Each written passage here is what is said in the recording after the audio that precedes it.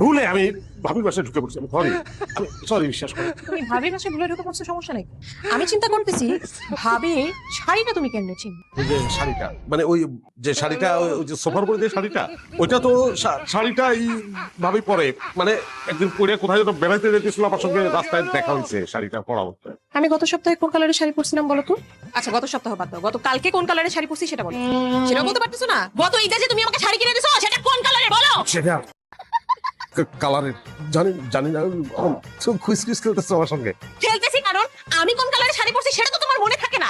ভাবি গত সপ্তাহে কোন কালারের শাড়ি পরছি সেটা তোমার খুব ভালো করে মনে আছে। হ্যাঁ, ভাবির প্রতি তোমার খুব মনোযোগ থাকে, খুব ভালো করে বোঝো, জানো যে ভাবি কোন শাড়ি পরে সব মনে রাখতে পারো। পাশের পাশের ভাবির শাড়ি মনে থাকে, বউয়েরটা মনে থাকে না। এটা মানে কি?